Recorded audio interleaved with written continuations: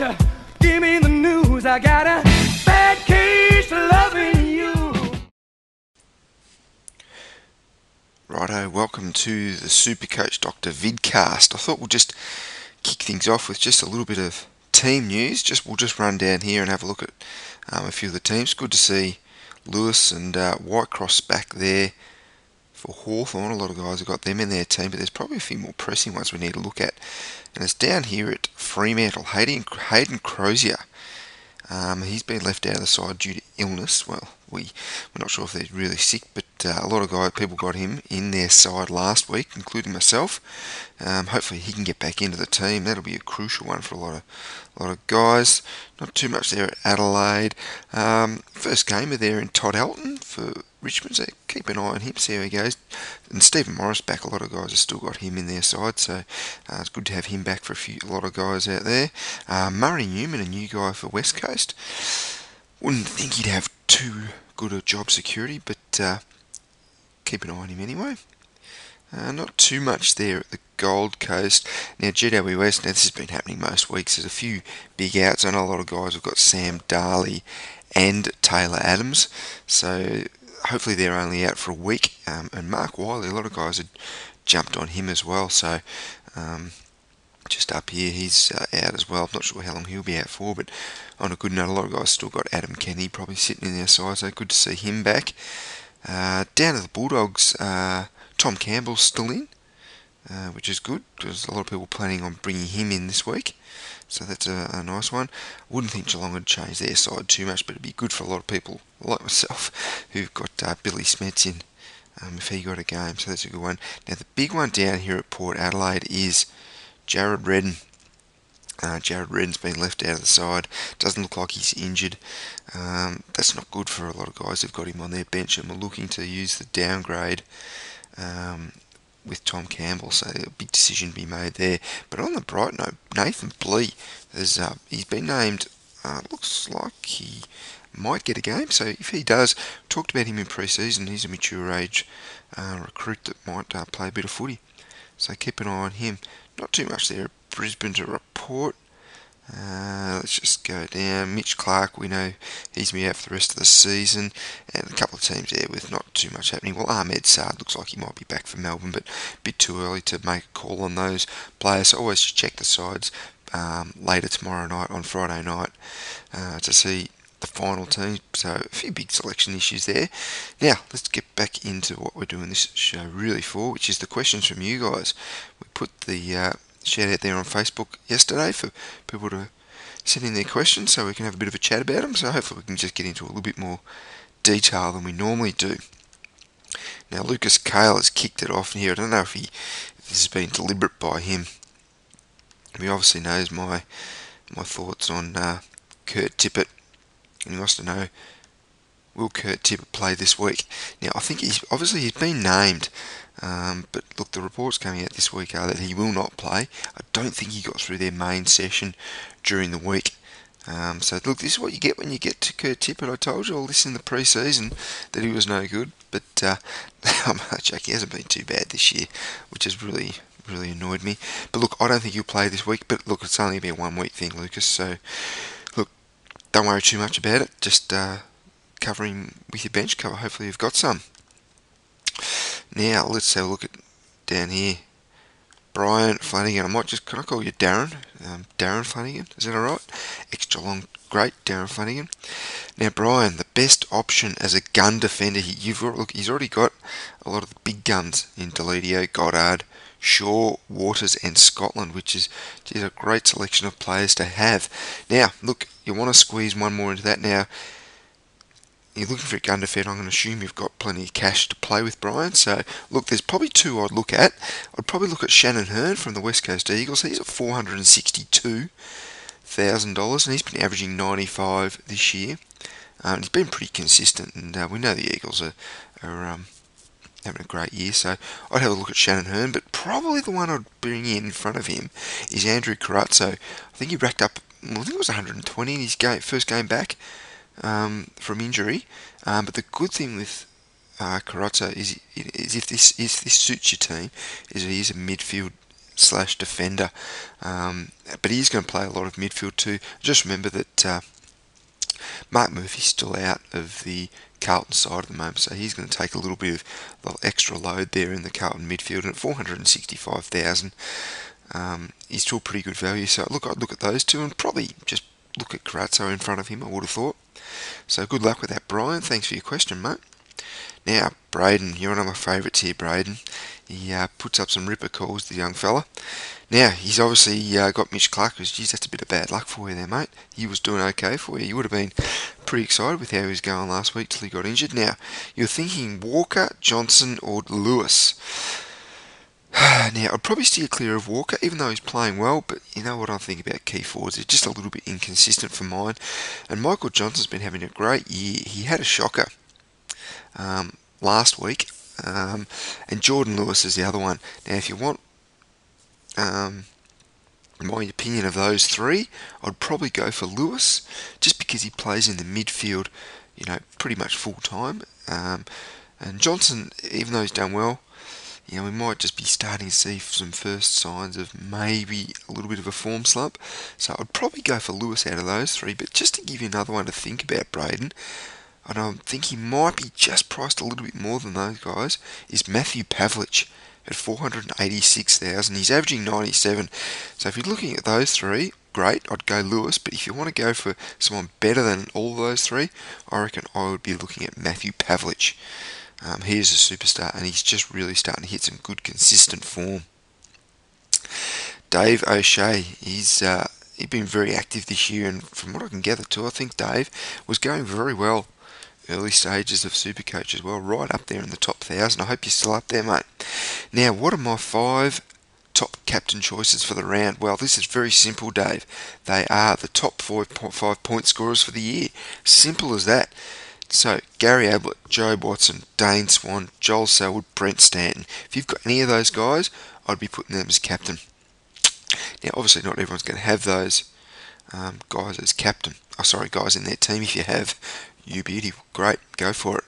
But for the guys who haven't got those players in their team, with your captain, look, it's always really hard to if you're changing your captain around every week, because you know the way it works. If you change your captain from one week to the next, odds are that the guy you pick's not going to go as well as the guy that you had. Look, and it's really hard to say, oh, this guy's going to play well because he's playing GWS. Who knows, he might get less game time just to, rest him up a little bit. You just don't know. It's really unpredictable. What I like to do with captain is I like to pick my best player in my team and just have him week in, week out. Look, of course, they're going to have a bad game, here and there. That's just the way it goes. But more often than not, they're going to produce for you. So if you've got a Gary Ablett or a Swan or Pendlebury or someone like that in your side, just pick them every week. Pick your best player, stick with them every week, and you're probably more often than not, you're going to be rewarded with that one. Braden has had a good crack at having a answer to that question down here. Good on you, Braden, for that. But as I said, you've gone into some very good, logical reasons why you'd choose those guys. Gary's always consistent, but he doesn't really have too many bad games. You reckon Jobe Watson plays well against the Bulldogs? I reckon he could be tagged by what's his name there, Picken, who could do a good job in, but he might go to Stanton. You just don't know. There's a lot of things that could can happen.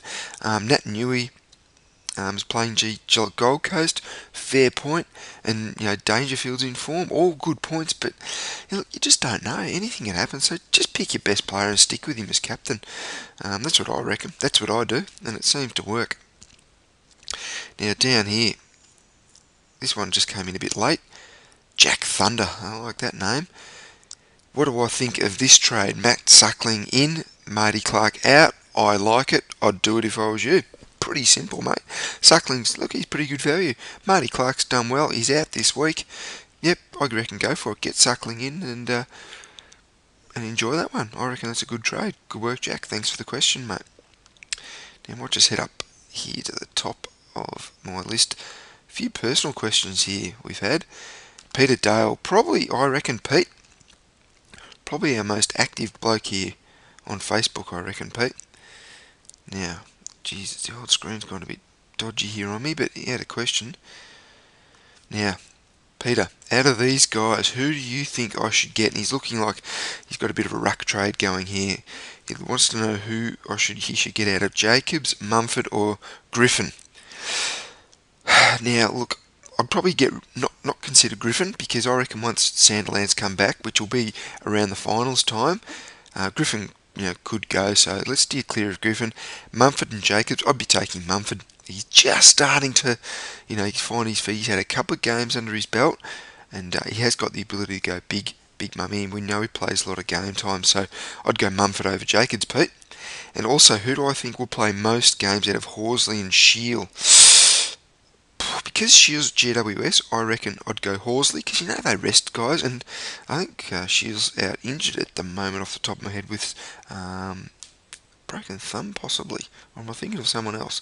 But look, I'd go Horsley even if Shield wasn't injured, so definitely Horsley's probably going to play more than Shield.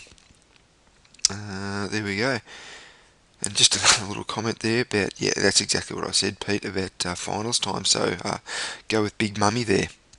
Let's just go back. There are a couple more questions here. Blake. Now, what did you have, mate? What was my opinion of Hayden Crozier, Blake? Well, I talked about him before. Look, I got him in my side, and look, I watched the game, and I watched him pretty closely, and he looked to handle himself pretty well. So, look, fingers crossed that he's actually back in the side next week. I think he's a good player, and hopefully he comes back. But if you haven't got him, I'd be waiting till next week to see if he plays, and geez, I've got my fingers crossed that he does. But I rate him. I think the kid can play. Obviously, with first-year players, there's always a few question marks, so see how you go.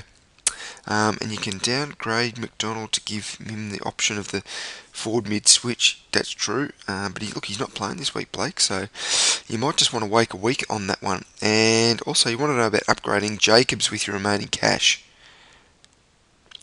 Look, can't argue there. Look, Jacobs had a great year. If you can get Sam Jacobs into your side, definitely do it, mate. That's a good move. Now, just bear with me while I flip back. I think we've got one more here with Dominic, who was pretty keen to get an answer to his question. Upgrading. Now, this is a good one here. Upgrading Canelio. Now, it's a great idea, mate. It's a good time to be upgrading someone like Canelio, who's he's the guy with the injury. Sorry, I said it was Dylan Shield. Made a mistake. It was Canelio who broke his thumb, I think. So, yep, definitely a great idea to be upgrading Canelio, because he's definitely injured. Now, if you've got 517,000 to spend, Dominic, done a little bit of research. 3 options I've got for you, mate. Nicky Del Santo, 516,000, so he fits in for you. He's an absolute ripper and really good value. So Nick Del Santo. Also Andrew Swallow at 514. He's having a great year, and look, you can't go too far wrong with Andrew Swallow. And also, now this is what we really went on about in the videos, our Supercoach bargain of the year. Chris Judd at 470, so you're going to save yourself about 40 grand over the other two. So based on that, mate, I'd be going Juddy every day of the week, just because he's 40 grand cheaper than the other two, and it's Chris Judd, mate. Geez, you can't go too far wrong getting Juddy in your side. So look, that's all of the questions I think that we're going to cover tonight. Now, we didn't get any late mail with anyone, did we? We just may as well have a quick look. No, I don't think so. Oh, hang on. We might have one here. Might as well answer it. Jeez. Go right down the bottom there. This is the question. Just curious from Lucas Cale here. What we're both averaging this year. Now, to be honest, mate, I don't know off the top of my head. And I don't know what Chris P's averaging. I might have to get back to you on that one, because I think, like most people, my average has taken battering the last few weeks with the buys. But I know before the buys I was getting consistent 23, 2400s, because I was getting my team pretty settled. So, sorry mate, I can't tell off the top of my head, but hopefully it's going to go up with the buys now finished. So, look, there it is. Everyone, get out there and get involved on the Supercoach Doctor Facebook page. And this is our Q&A at the end of the week.